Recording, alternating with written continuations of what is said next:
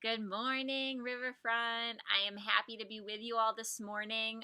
I want to jump right in to our series that we are preaching on over this month, which is called Riverfront 3.0. And it's our vision series. We had a bunch of vision nights before everything shut down where we dreamed together and we talked about what we want our community to look like over the next 5 or 10 years. And out of these nights, 6 pillars emerged. One of these pillars is talking about our space and our place, and our commitment to the city of Hartford, and our desire to put down roots here in the city and potentially find a permanent place. So that's what I'm talking about today. Before I jump in, I want to give everybody a brief history lesson so that we're all on the same page, and we all have the same knowledge base of where we have been as a church and where we desire to go. So if you haven't been around much and you're like, what are you talking about, Pastor Liza? We have shared that we have begun the process of looking for a permanent space to purchase here in the city of Hartford. And we hope to do this in collaboration with a coffee shop that is run by members of our church as well as a third partner. And if you have no idea what I'm talking about, we can certainly fill you in on that desire later. And I want to go back even further than that. And maybe some of you know this. I won't assume that all of you do. Our church was started 11 years ago by my mother, Pastor Nancy, and she attended a series of different evangelical churches and ultimately left that community because of their views on sexual orientation, human sexuality, and gender, and the role of women in the church. And she started Riverfront to be a space where evangelicals and post-evangelicals with more progressive social views could worship in safety. And she planted this church in Hartford. She planted the church in Hartford for one reason, and one reason only. And that reason was that she wanted her movement of progressive evangelicals to be a regional movement. And she felt that if the church was to be in Hartford, she would be able to attract folks from east of the river and west of the river. So the West Hartfords and the Glastonburys. She was far less focused on residents of Hartford. Despite that, as time passed as a church, we were in the G. Fox building on Main Street for a while. And as time passed, we did build some shallow roots in Hartford. And when this happened, we noticed that we were becoming a little more racially diverse, that we were attracting some, not a lot, not the majority, but some Hartford residents. However, the church was also struggling financially. And my mom probably wouldn't have put it in these exact terms, but the fact was that we didn't have enough affluent families to sustain the church financially. You know, we're a church plant, which means that we don't have an endowment. A lot of the churches in New England have large invested endowments that they draw from for their budget. Our budget comes from every year from what you all give. And we got to a point a few years into the church where there just weren't enough giving units, as people would call them. Of course, you all are people, not giving units, but that's kind of the business term for it. And my parents lived in Glastonbury, in the town of Glastonbury, and my mom had a really solid social network there. Many of our first church members also lived there. And so the board at the time made a decision to move the church back to Glastonbury, and it was primarily a financial decision. A financial decision that was rooted in the fact that my mom and the leaders of the church had significant roots and significant relationships in Glastonbury. And I think this is a really key point because relationships are at the heart of this story. Our church grew more white and more suburban during our time in Glastonbury because we had relationships with other white, other suburban people. And we went back to what we knew, and what we knew was suburbia.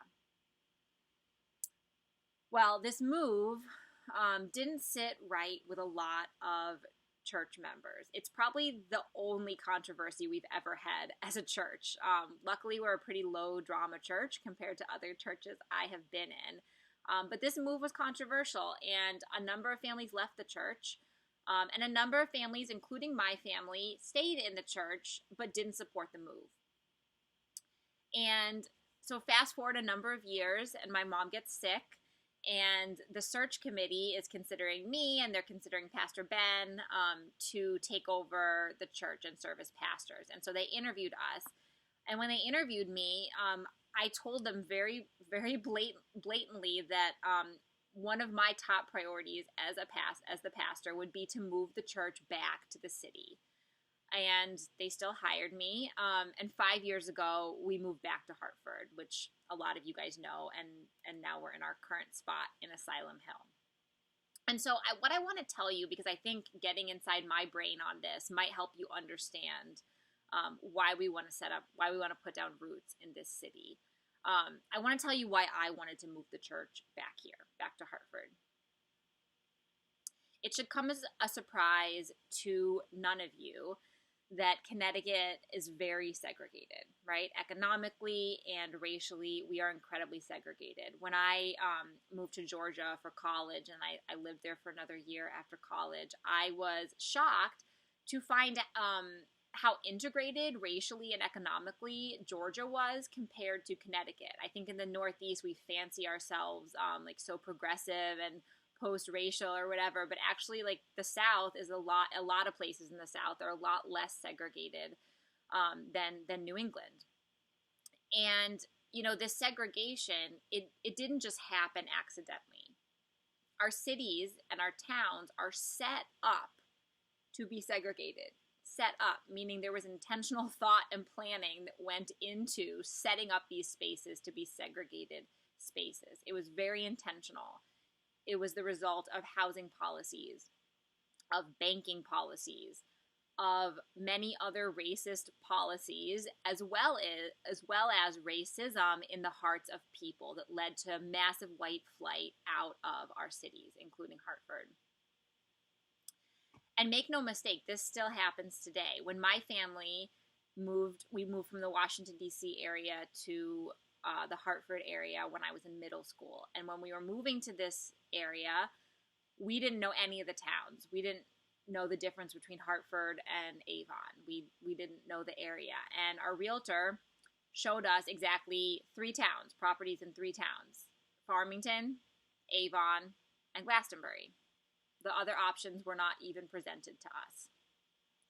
And I was talking a little while ago to a Black colleague of mine who was telling me that her family moved to the Hartford area around the same time mine did, in the 90s. And she said that when her family was moving there, they were shown houses in 2 towns, Bloomfield and East Hartford.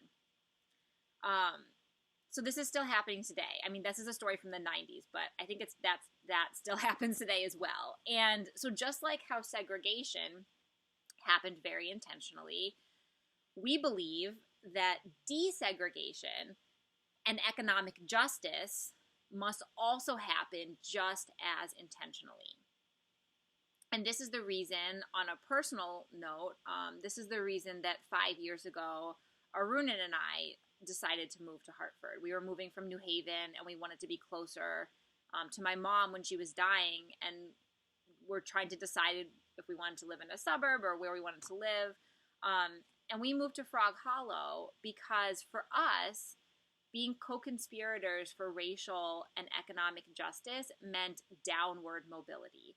While a lot of our peers in their 30s, as their careers take off, are taking the opposite track, we're more intentionally pursuing downward mobility. And for us, that meant using our resources to invest in a neighborhood that needed our investment. It meant shedding some of my privilege, because what happens in our city now and in my neighborhood now affects me directly. And I could be sitting in a suburb caring about what happens in Hartford and caring about what happens in Frog Hollow, but I'm a selfish person, and if it doesn't affect me directly, I'm going to be a lot less likely to care about it. It still doesn't affect me even close to as much as it affects my neighbors, and I want to recognize that, but it still affects me a lot more than it would if I was living somewhere else. And I don't share this story, and I hope you know me well enough to know that I don't share this story to say, oh, you all need to be like me. I don't share it to compliment myself, because I have been dealing with my own racist baggage since the day we moved to Frog Hollow, and I still am. Every single day when I leave my front door and have to pick up dime bags and syringes that have blown onto my front yard, a million racist thoughts go through my head, implicit racist thoughts. And I secretly wish that I lived in Glastonbury, or if not Glastonbury, then like at least the West End, right? I am not sharing my family's move to Hartford to say like, oh, I'm the gold standard, because I want you to know I'm just another white person who is struggling with my own implicit bias. I share my story and some of my motivation to move to Hartford because I think our church seeks to do the same. Our church also seeks to invest in Hartford and to have our fate tied up with the fate of Hartford's. That's what true co-conspiracy looks like, right? That our fate and Hartford's fate are one and the same. And this will require something of us. We can't just step into this and think that it will require no work or no personal sacrifice. This will require something of us. What it requires of us as leaders is doing a better job of talking to you guys about the dangers of white saviorism and resource hoarding, which is what predominantly white churches have typically done in cities. And we don't want to be that church. It also requires us to do a better job of listening and learning about the dangers of gentrification and being neighborly in a way that heals rather than takes away from. We are not a gift to Hartford. Hartford is a gift to us. We do not come to bring hope or to bring light or to bring life into Hartford. Instead, we desire to use our resources to stand behind and in solidarity with what is already happening in this amazing city.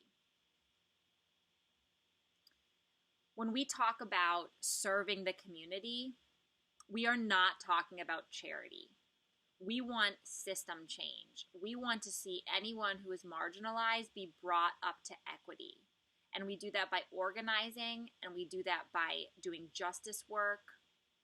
We are not looking for that quick dopamine hit that comes from short-term, one-time giving to charity.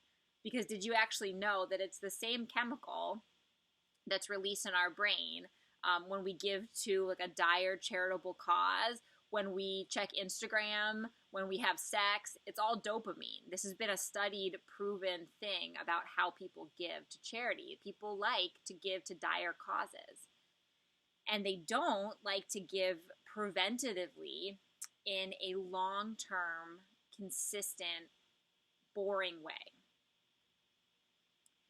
And as individuals, we don't want to lead you to have your giving be like that. And as a church, we really don't want our money to be used like that. We want to give in a boring, consistent, long-term way to the city of Hartford and to the people who have lived here for generations. We are not looking for a short-term, fun missions project where we bring hope to Hartford. We want to invest in this city's long-term future. I want to turn for a minute to the book of Jeremiah. And if you have a Bible with you or you have your phone, you can look up the Bible app. We're going to be looking at chapter 29. But first, I'm going to give you a little context. So in the year 597, the Babylonian king, King Nebuchadnezzar, conquered the Jewish kingdom, right? Some of you probably know about this from history. And he took all the talented people, the priests, the scribes, a lot of the leading citizens, the king, And he took them and he put them in exile in Babylon. And then he installed a puppet king in Jerusalem who would just do whatever he wanted and follow his orders. And in our passage today that we're about to read, Jeremiah is writing a letter specifically to these people who are living in exile, who are living in a new city. And these exiles, they have no idea how long they will be in Babylon. They are in a temporary place. So before I read this, I want to just say, I'm not trying to say that we are like the exiles living in Babylon, right? We are far from living in exile. That would be kind of an obnoxious metaphor for me to make. White people in the greater Hartford region left Hartford by choice, not because they were forced to leave, and they did it largely because of racism, right? So we are not exiles of Hartford, but many of us are temporary citizens of Hartford, much in the way that the Jewish people were in Babylon. We're temporary citizens, so we have 1 foot in and 1 foot out. We're like kind of half committed, right? We are temporary fixtures. And our church is that way too. Our church has been in Hartford. We've been out of Hartford. We haven't really made a home in this city yet. And so I think Jeremiah's words to the exiles can apply to us today too. We find these in chapter 29. I'm going to start in verse 4.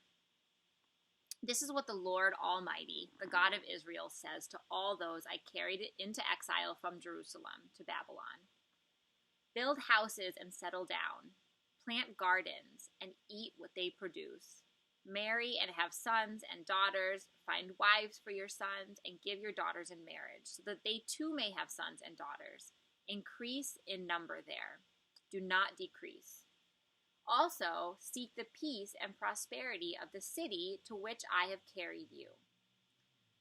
Pray to the Lord for it, because if it prospers, you too will prosper. Yes, this is what the Lord Almighty, the God of Israel, says. Do not let the prophets among you deceive you. Do not listen to the dreams you encourage them to have. They are prophesying lies to you in my name. I have not sent them, declares the Lord. So essentially what happens is that Jeremiah finds out that other religious leaders in Jerusalem are writing to the exiles and advising them to resist settling down.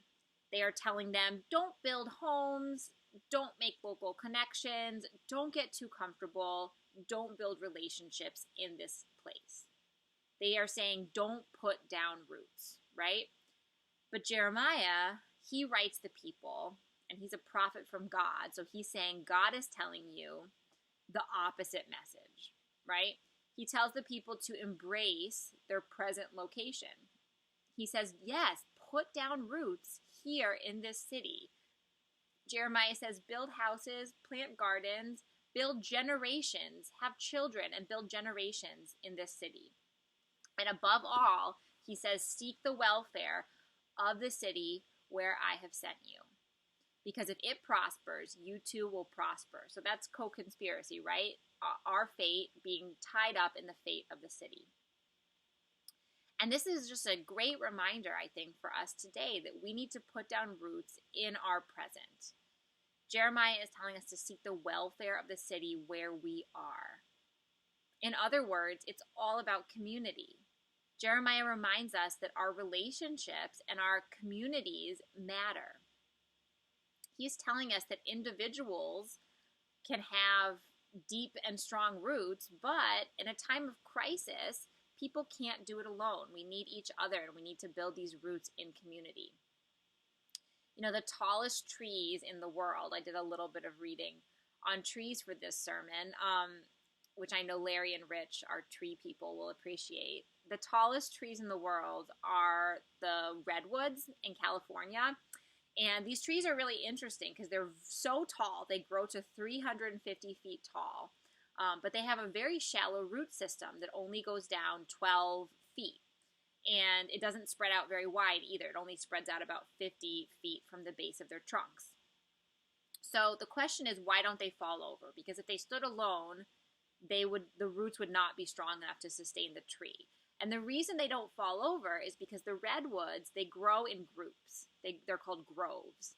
And their roots interlace with other redwoods. And together, they are stronger and they hold each other up.